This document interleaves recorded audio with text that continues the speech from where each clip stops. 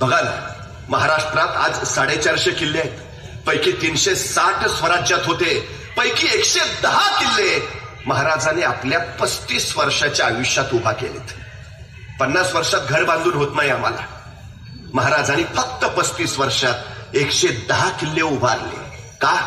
स्वराज्य बळकट करणं हा हेतू होताच, पण त्याही पेक्षा महत्वाचा हेतू होता या मातीत उगवलेल्या प्रत्येकाच्या हाताला काम मिळालं पाहिजे. सुतार, लोहार, चांबार, नाभी, जोशी, गुरव, वाणी, मुलाणी, साळी, माळी, धनगर, कोळी, आगरी, भांडारी सारी पोटाला लागली पाहिजेत. आणि त्याच्याही पेक्षा सगळ्यात महाराजांनी मोठं काम केलं. राज्याच्या कारभारात जोपर्यंत तुमचा प्रत्यक्ष सहभाग नसतो तोपर्यंत राज्य तुम्हाला तुमचं वाटत नाही. महाराजांनी स्वराज्याच्या कार्यात इथल्या शेवटच्या माणसाचाही सहभाग घेतला. एखादा सुतार लाकडाची फळी रांधायचा. त्यांनी रांधलेली फळी एखाद्या जहाजाला जोडली जायची. ते जहाज समुद्रात युद्धात उतरायचं. युद्धात मग विजय मिळायचा आणि तो सुतार छाती काढून सांगायचा, त्या जहाजाची फळी मी रांधलीये, मी. कोण आनंद दिला महाराजांनी, कोण अभिमान दिला.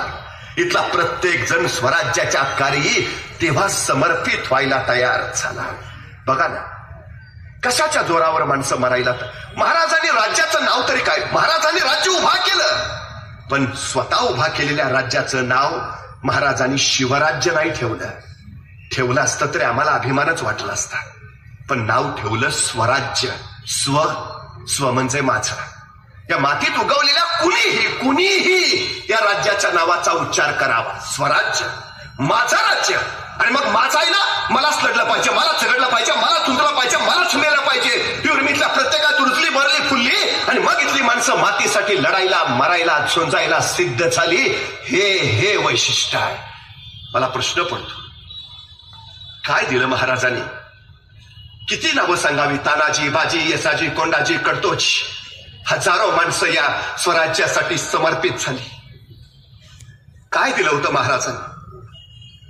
बघा ना, आमच्या तानाजीनं तर पोराचं लग्न काढलंय. पत्रिका द्यायला महाराजांकडे गेला. रायबाच्या लग्नाला यायचं बरं का. मात्र राजांची नजर आहे कोंडाण्यावर आणि कोंडाण्याकडे पाहता पाहता राजे तानाजीला म्हणाले, ताना, कोंडाणा घ्यायचं म्हणे आहे रे. तसंच सरदेशी उठले तानाजी. हातातल्या पत्रिका फेकल्या. राजा आधी लागेल कोंढाण्याचं, मग रायबाचं. आणि पोराचं लग्न टाकून तानाजी कोंढाण्याचं लग्न करायला गेले असे गेले की रायबाचं लग्न करायला परतच नाही आले. काय दिलं असेल हो? का महाराज त्यावेळी म्हटले असतील तानाजीला, तानाजी तेवढा कोंडाणा घ्या, मग पंचायत समितीच्या तिकिटाचं तुमचं बघतो. काही नाही हो, काही नाही. महाराजांनी स्पष्ट सांगितलं, मी सांगतोय म्हणून नको येऊस, मी म्हणतोय म्हणून नको लढूस. तुला जर वाटत असेल तुझ्या पोरी बाळींची अब्रू सुरक्षित राहावी तर ये. तुला जर वाटत असेल हे तुझंच राज्य आहे, तुझंच राहावं तर ये. तुला जर वाटत असेल तुझ्या उद्याच्या पिढ्या सुखात नांदाव्यात तर ये. मी म्हणतोय म्हणून नको. इथला प्रत्येक जण हे माझं राज्य आहे आणि माझ्या राज्यासाठी मला लढलं पाहिजे यासाठी आलाय. महाराज चड्डी लंगोटीतले आपले सवंगडी सोबत घ्यायचे आणि दूरवर एखाद्या जंगलात जायचे. जंगलातल्या दाट झाडीत या पोरांना तलवारबाजीचं, युद्धाचं प्रशिक्षण द्यायचंय. पण कुणाला नकळत, कुणाला कळणार नाही अशा बेतानं. आणि आपल्या जंगलात आत काय चाललंय ते बाहेर कुणाला कळू नये म्हणून शिवबाराजांनी जंगलाच्या बाहेरच्या झाडावर एक पोऱ्या उभा केलेला असायचा. त्याला सांगितलेलं असायचं, कुणी अनोळखी माणूस येताना दिसला की तू नुसता खुनेचा आवाज कर. तुझा खुनेचा आवाज ऐकला का मी तलवारी शमशेर लपून ठेवतो आणि विट्टीदंडूचा खेळ चालू करतो, म्हणजे कुणाला कळणार नाही आपला आत काय चाललंय ते. त्या दिवशी शिवबाराजांचा खेळ रंगात आला होता. आपल्या सोबत त्यांना तलवारबाजीचा, युद्धाचं प्रशिक्षण दिलं जात होतं.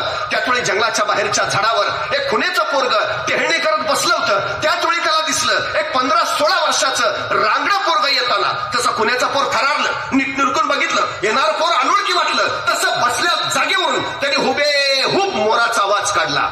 मोराचा आवाज म्हणजे खून शिवबाराजांना कळवायची की कुणी अनोळखी येत आहे, सावध राहा. शिवबाराजांनी मोराचा आवाज ऐकला. आपल्या सोबत त्यांना सांगितलं, अरे तलवारी शमशेर लपून ठेवा, विटीदंडूचा खेळ चालू करा, कुणी अनोळखी येत आहे.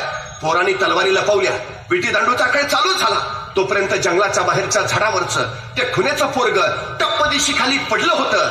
15-16 वर्षाच्या त्या रांगड्या पोरापुढे उभा राहिलं होतं आणि त्याला दमात घेऊन विचारत होतं, कोण र तू?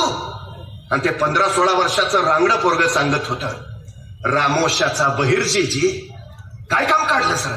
काही नाही जी, राजांना भेटायचं होतं. बोलू की राजांना, मग सांगतो. ते खुन्याचा पोर म्हणला तू थांबताच, राजासने सांगावं घेऊन येतो. खुन्याचा पोरगा आत गेलं, राजांना सांगू लागलं, राज कुणी रामोशाचा बहिर्जी आलाय जी. राजे म्हणले दे पाठवणार. बहिर्जी आत आला, राजांपुढे उभा राहिला. राजाने विचारलं काय काम काढलं सरे? तसा बहिर्जी म्हणाला, राज आम्हाला बी तुमच्या खेळात घ्या की सामील करून. राजाने विचारलं काय येतं तुला? सगळं येतं जी, कसला बी आवाज काढतो, कुणाची बी नक्कल करतो. राजा वेशांतर तर असा करतो की तुम्ही बी ओळखायचा नाही. राजांना पटलं वाटलं माणूस कामाचा. असं असं असं मग चल ये आत्तापासूनच आमच्या खेळात ये. तसा बहिर्जी घुटमळला, म्हटला राज उद्यापासून येतो की जी. नाही, बापाला सांगावा दिला असता राजा.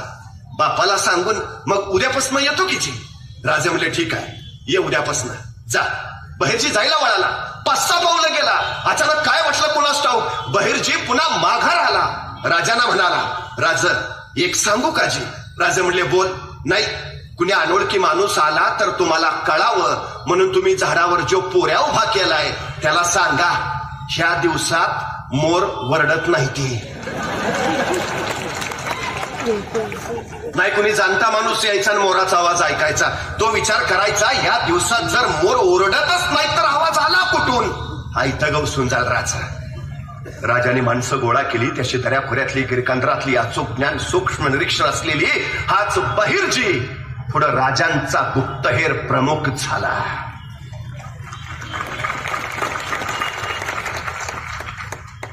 रवींद्रनाथ टागोर एका ठिकाणी असं म्हणतात, हा देश विविध जातींचा, नाना पंथांचा, अनेक धर्मांचा, या साऱ्या लोकांना इथं मुळात एकत्रित आणणं कठीण.